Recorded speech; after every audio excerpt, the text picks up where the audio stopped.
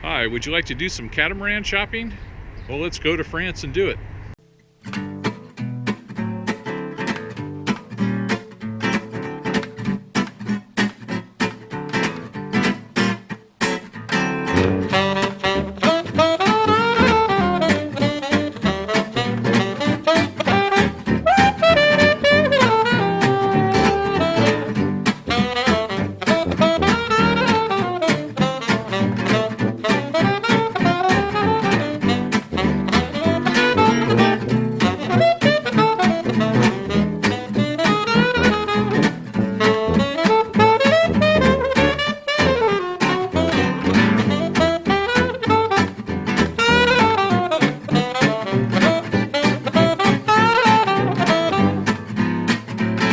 I wish I could be in the south of France, in the south of France tonight.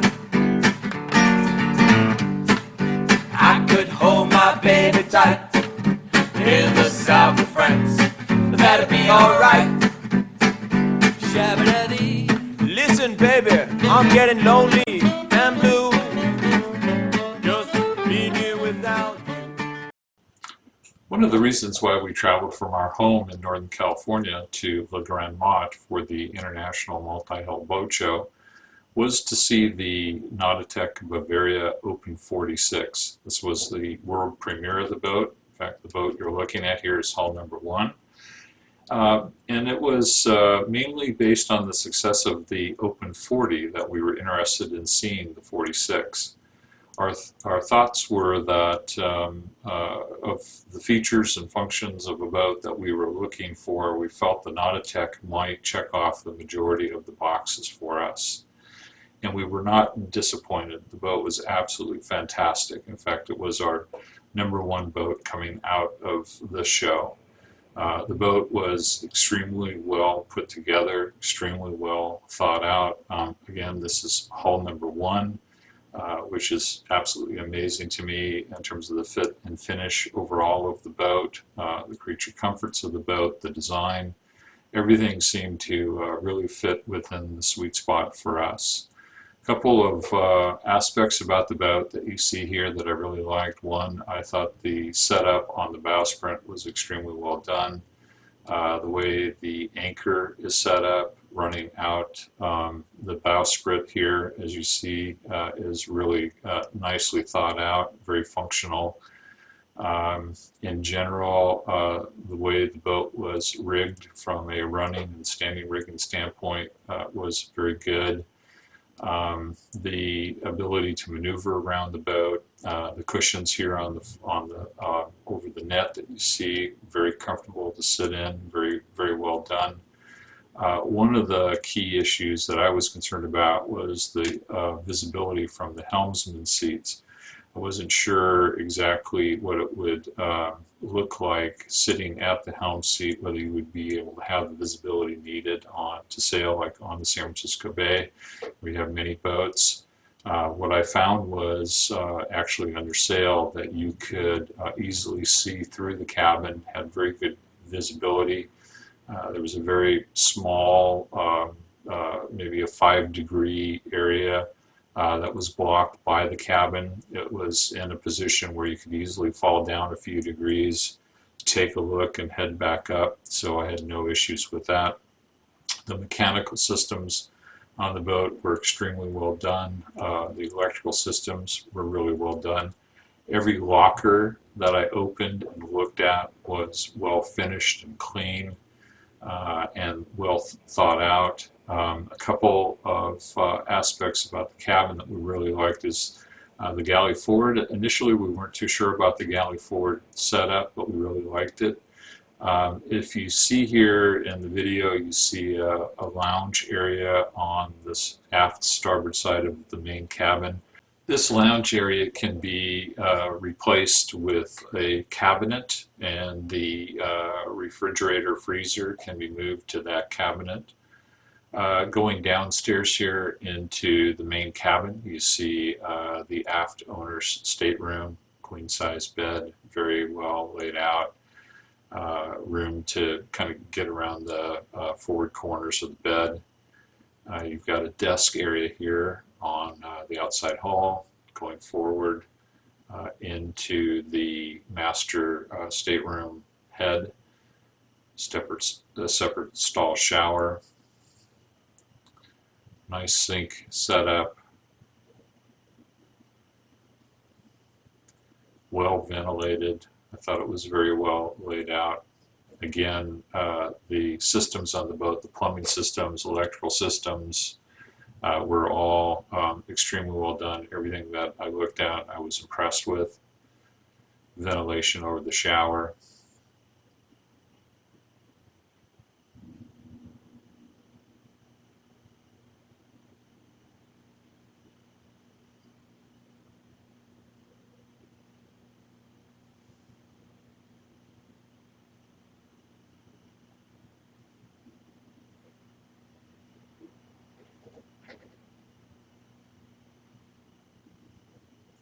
This boat had fans throughout the boat. I'm not sure if those were factory installed or not, but they were well done. Walking back up to the cabin, the galley forward, dinette area forward. This boat did not have a dinette table. It had a coffee table set up. Again, you see the lounge that can be replaced with the cabinets. And speaking with the dealer, there is a table option. They're considering doing a high-low table that would fold up and enable ability to sleep there, but also the ability to have a coffee table set up and a regular dining table. This is the forward berth on the starboard side of the boat. This is the guest stateroom. This particular boat in the forward cabin, forward of that bulkhead, there was also a bunk there. I think I would opt to have that as storage. Now going aft in the starboard hull, going into the forward head. Nice setup on the sink and toilet. These were electric seawater flush heads. Ventilation was very good. The boat is set up with a shower in between the forward head and the aft head. So there are 3 heads and 2 showers on the boat. You can pass through the shower to the aft head.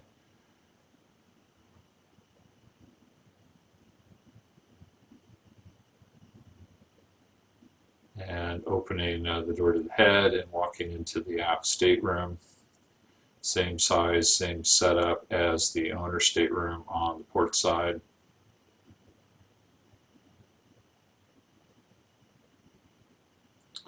Again, a lot of attention to details. This boat was set up with air conditioning and heating that was controllable in each one of the cabins. Visibility from the main salon was excellent. A couple of the things the dealer indicated they were going to change after hull number 1. One is these overhead skylights in the main cabin would be opening going forward. The 2 opening hatches in the windows would be opening out. Engine room access was absolutely spectacular on this boat. In fact, on the starboard side, the generator is aft of the engine in the engine room. A lot of room, easy access into the engines. The engines are pretty far forward. In fact, the sail drives are forward of the engine. The props are well forward of the rudders. The rudders are well aft. And this is our departure for a test sail. They're rolling up the chain here. Yeah, you can see why that boat snagged it. This boat had a remote control windlass from the aft helm stations, I think on the starboard side. It was very easy to get the anchor up. They had set the anchor well out into the channel there, and a very large catamaran, 105-foot catamaran, had come by with its stagger boards down a day or 2 earlier and had snagged a bunch of anchor rods. This boat was set up with a 1-to-1 main halyard, and here, one of the guys from the dealership in the UK was jumping the line to help to get it up. Apparently, the normal setup on the boat is a 2-to-1 on the main. According to the dealer, the halyard, the electric winches on the halyards are capable of either going 2-to-1 or 1-to-1 for the main. That was one of the key questions I had. In general, the running rigging on the boat was well set up. In this boat, had a single spinnaker halyard. The halyard was led aft into the cockpit. I think if I order one of these boats, one of the things that I'll do is I'd like to have 2 spinnaker halyards. I'd like to have the ability to hoist the spinnakers from the foredeck, from the mast itself, so I would not run them aft. What you see here is the code 0. We were sailing in about 6.5 knots of true wind here at about a 50-degree wind angle heading out. When I took the helm, we were about 50 degrees apparent and 6.5 true knots of wind, and the boat was doing 6.3 knots. So I was very impressed with the performance of the boat on light air. Engine controls were really good. They were the electric controls on both sides of the boat, both the port and starboard stations. Visibility, again, as you see here, is quite good. Very comfortable helm stations, very easy to get yourself comfortable in the seat, be able to interact with people in the cockpit. I really liked the way that the helms were set up, and that was one of the key concerns that I had when we first started to look at the boat, was that it did not have a raised bulkhead station like a Fontaine Peugeot, but in retrospect, I really like the helm setups here. That's my wife at the helm station. We wanted to make sure the visibility was good for her. This boat had solar panels up on the cabin top. According to the dealer, there's enough deck space on the cabin top to get, well over 1,000 watts of panels on there. The panels that are here were not factory installed. These were panels that the owner of this boat had installed himself. I would definitely take advantage of the space on that cabin top and put at least 1,000 watts of solar panels on there. Again, you can see here the lowering of the code 0 and the raising of the spinnaker. Again, single halyard. The halyard was led aft, so you needed somebody back in the cockpit to manage the line. So it would be good, in my opinion, to lead the halyards forward of the mast to be able to control it from the foredeck yourself as you raise it and lower the head sails. This is an asymmetrical spinnaker that we raised heading back into the harbor. This boat had a large red star on it, which was actually the name of the boat, or at least the name of the boat translated to a red star, which I guess is the owner's favorite beer, was a story that I heard. Again, very easy to walk around this boat. You see the self-tacking jib there, which I really like. See the sail storage on the port hull forward of the head. Had the radar on the mast. See the lazy jacks. That's Le Grand Knot off in the background. Cockpit was extremely comfortable to walk around, comfortable seating just about everywhere. The way the side panels on the cockpit come back. Also, there is a track in the cockpit cover there for canvas, and they had put the starboard side canvas up, which you'll see here in a second. Very easy to fully enclose the cockpit, which would be really nice. Sail handling again. Certain sheets and halyards are led on the port side. Certain ones are led on the starboard side. There is an option to have the main sheet car control lines and the main sheet itself to be double-ended and to be led both port and starboard. On this boat, they were led to the starboard side.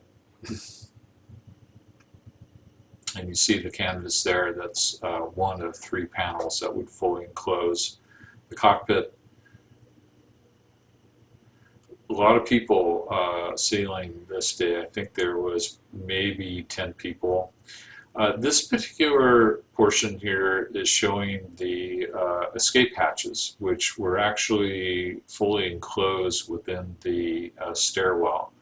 According to the manufacturer, they're rethinking this, how they're going to give you that access. The bridge deck clearance was excellent on the boat. I think it was well over 1 meter off the water.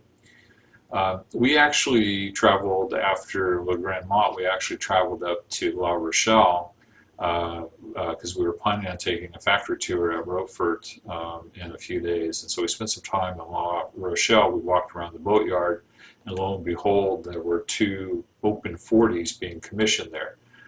So this isn't the 46, this is the 40, but I think it's very indicative of the quality, the fit and finish on the boat. I looked at the keels, which were very well installed and obviously supporting the weight of the boat. We just passed under the life raft drop locker, which is quite an interesting feature on the boat.